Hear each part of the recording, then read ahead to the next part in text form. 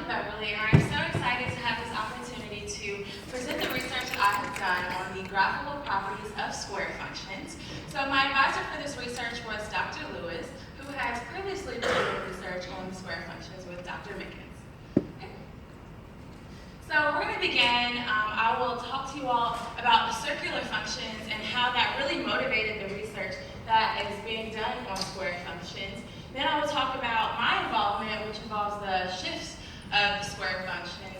I'll touch on future research, and then finally we will conclude. So we're all familiar with the unit circle, have seen it before. The equation for this is x squared plus y squared equals r squared, and here you'll see that r is equal to 1 unit. And we have sine, which is defined by y over r, cosine, which is defined by x over r, and dine, which is defined by r. And for those of you who have not heard of the dine function, it's the function for the radius. So since in the unit circle, the radius is just 1, it's not often mentioned, but that is what the dine function is.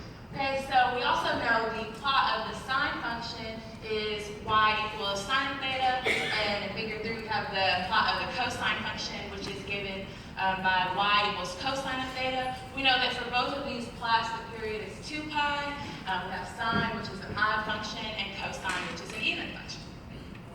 So from the knowledge of the circular functions, Dr. Lewis and Mickens had the idea of what if we inscribe a square within the unit circle, within the circular functions. So they were able to do this using a Latonya equation, which is the absolute value of x plus the absolute value of y, which equals 1. You'll notice that that's very similar to the equation for a circle. And then with this, they really wanted to completely define this square function, which they were able to do. So here we have the analytical function for the square sine function, which is given in figure 5. You'll notice that this plot looks very similar to the negative sine graph. And we also have the analytical function for the square cosine function, which is here. And then the graphical plot, which looks very, very similar to that of the cosine plot. So from this, I was asking the question, what are some of the graphical properties of these square functions? We saw how similar they look to the sine and cosine functions, so could they be shifted around in a very similar way? So we manipulated the raw generalized square cosine function, which is seen here. And then here again, we have the basic square cosine plot. We did do this with the square sine plot as well, but for the next few slides, we're going to be taking a look at the manipulations of the square cosine plot. So beginning with amplitude, to change the amplitude, you multiply the entire equation by 1/2. So here, equation 4 is multiplied by 1/2. And you'll notice the original plot is given by the black line, and the black line for the rest of this will always be the original, while the red one is the shifted graph.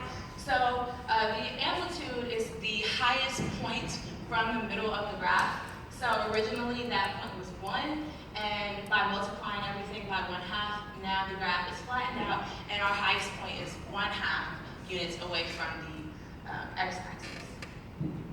So for vertical shift, we add a number to the equation which shifts the graph. So here we added 1/2, and you'll see that the graph is shifted up. Notice that the period does not change at all for vertical shift or the amplitude.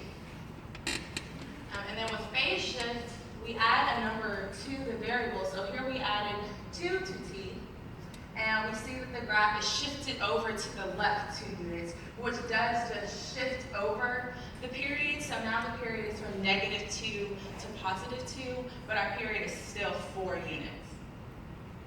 And finally, we manipulate the period by multiplying the variable by a number. So here we have 2 times t, and that changes the period. So just to review, the period is how long it takes for a point to repeat itself. So here we see that for this point to repeat itself, it takes 4 units. And by multiplying this by 2, t by 2, we see that the graph is shrunken a little bit, or the period changes. So now the period is 2 units from 0 to 2. So one might ask, if we're multiplying t by 2, why wouldn't we see the period change from 4 to 8? Well, when we look at the inside for these formulas, we see that the period is actually equal to 4 over b. So when the period is 4, that b is 1. But by changing it to 2, we now have 2 on the denominator, so 4 divided by 2 is 2. So that's why previously we saw that the period changed from 4 to 2. And also we have c, which has a negative sign in front of it here. We're not saying that c is negative. This is just showing that c is going to move in the opposite direction. So previously when we added 2, we saw the graph shift to the left rather than the right. So with all these variables added into the equation, it can sometimes seem very messy when we try to simultaneously shift these graphs. So in the future, we could try to determine an analytical function from a graphical plot so that we can see these shifts being done more controlled and consistently when we do more than one at a time. And when I say that, I mean in trying to shift a graph maybe up, over, and change the period. It's really hard to control those variables all at once, whether you begin looking at it from the graphical perspective or in just trying to manipulate the equation.